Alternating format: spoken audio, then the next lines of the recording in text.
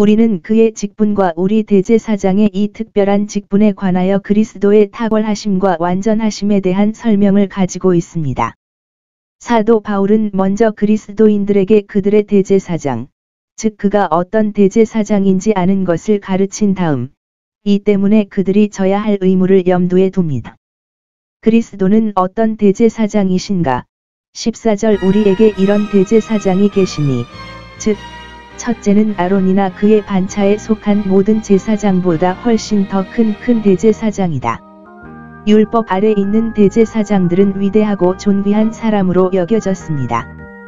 그러나 그것들은 그리스도의 희미한 예표와 그림자에 불과했습니다. 우리 대제사장의 위대함은 다음과 같이 설명되어 있습니다. 그가 하늘로 승천하심으로 율법 아래 있는 대제사장은 1년에 한 번씩 백성의 눈을 떠나 휘장 안의 지성소에 들어가니 하나님의 임재의 거룩한 표징이 있는 곳이었습니다. 그러나 그리스도께서는 단번에 하늘에 올라가사 만인의 통치를 그에게 맡기시고 성령을 보내어 그의 백성을 위한 처소를 예비하시고 그들을 위하여 중보하시느니라.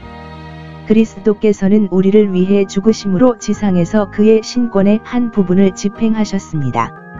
다른 하나는 그가 하늘에서 실행하고 그의 백성의 대의를 변호하고 예물을 바침으로써 그리스도의 위대함은 그의 이름 예수에 의해 설명됩니다. 예수는 의사이자 구주이며 신성한 본성을 가지신 분, 영원한 세대에 의한 하나님의 아들입니다. 그러므로 하나님의 완전하심을 가졌으니 자기를 힘입어 하나님께 나아가는 모든 사람을 온전히 구원할 수 있느니라. 둘째로 그는 위대하실 뿐만 아니라 은혜로우신 대제사장이시며 자비로우시며 긍휼히 여기시며 자기 백성을 불쌍히 여기시는 대제사장이십니다. 우리에게는 우리의 연약함을 만지지 아니하는 대제사장이 없습니다. 15절 그는 그러하시지만 위대하고 우리보다 훨씬 높지만 그는 매우 친절하고 우리를 부드럽게 염려합니다. 그분은 다른 어떤 사람도 느낄 수 없는 방식으로 우리의 연약함을 느끼십니다. 그는 타락한 상태에서 우리의 본성에 닥치는 모든 고난과 고난으로 친히 시험을 받으셨기 때문입니다. 이것은 그가 우리를 만족하게 할 뿐만 아니라 우리를 동정하게 하려는 것입니다. 그러나 셋째로 그는 죄 없는 대제사장이시니 모든 일에 우리와 한결같이 시험을 받으셨으나 죄는 없으시니라. 그는 사탄에게 시험을 받았지만 죄 없이 벗어났습니다. 우리는 유혹을 거의 만나지 않지만 우리에게 약간의 충격을 줍니다. 우리는 양보하지 않더라도 돌려주는 경향이 있습니다. 그러나 우리의 위대한 대제사장은 그에게서 아무 죄도 찾지도 못하고 그에게 얼룩을 묻힐 수도 없는 마귀와의 만남에서 분명히 드러났습니다. 그는 아버지에게 심한 시험을 받았다. 주님은 그를 상하게 하는 것을 기뻐하셨습니다. 그러나 그는 생각이나 말이나 행동으로 죄를 짓지 않았습니다. 그는 강포를 행하지 않았고 그의 입에 괴사도 없었습니다. 그는 거룩하고 무해하고 더러움이 없었습니다. 그런 대제사장이 우리가 되었습니다. 이와 같이 우리의 대제사장이 누구인지를 우리에게 말한 후에 사도가 우리에게 계속하여 보여주기를 우리는 그에 대해 어떻게 자신을 비하해야 합니다. 첫째, 그를 믿는 믿음의 고백을 굳게 잡자. 우리가 그를 부인하지 말며 사람 앞에서 그를 부끄러워하지 말자. 우리의 머리에는 기독교의 계몽적인 교리를 굳게 붙들고 우리 마음에는 생기를 불어넣는 원리를, 우리의 입술에는 그것을 공개적으로 고백하고 우리의 삶에서 그것에 대한 실천적이고 보편적인 복종을 굳게 합시다. 우리는 그리스도인의 삶의 교리와 원리와 실천을 소유해야 합니다.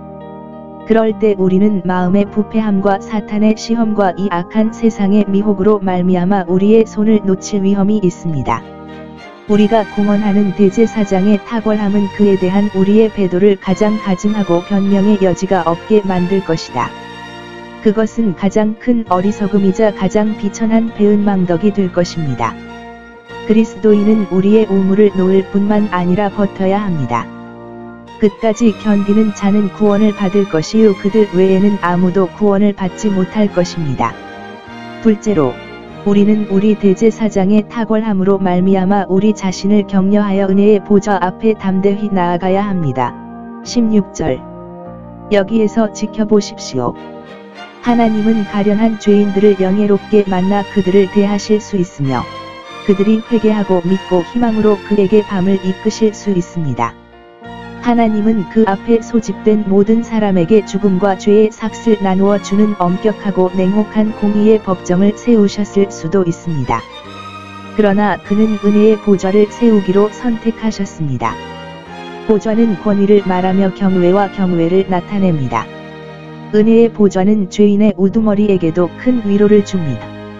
거기에는 은혜가 다스리고 주권적인 자유와 권세와 은혜로 행동합니다.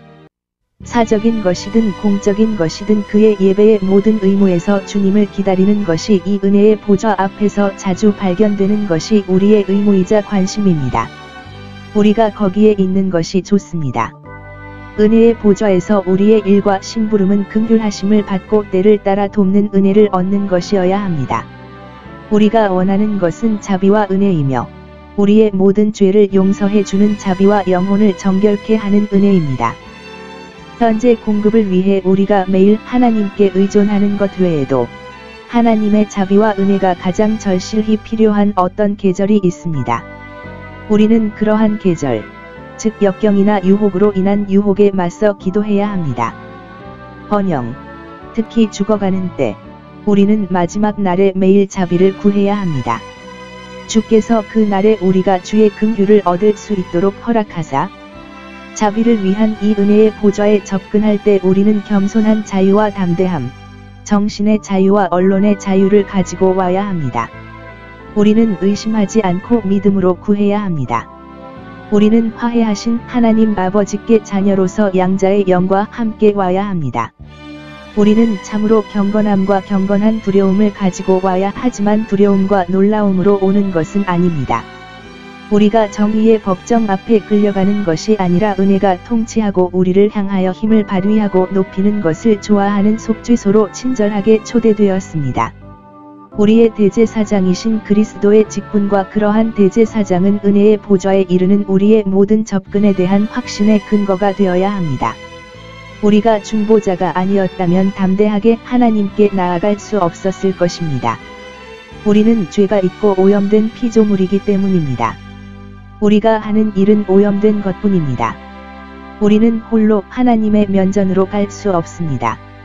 우리는 중보자 또는 우리 마음의 손에 들어가야 하며 우리의 희망은 우리를 실망시킬 것입니다. 우리는 예수님의 피로 성소에 들어갈 담력을 얻었습니다. 그는 우리의 변호자이시며 그의 백성을 위해 간청하시는 동안 우리 영혼이 원하거나 갈망할 수 있는 모든 것을 구입하신 값으로 간청하십니다.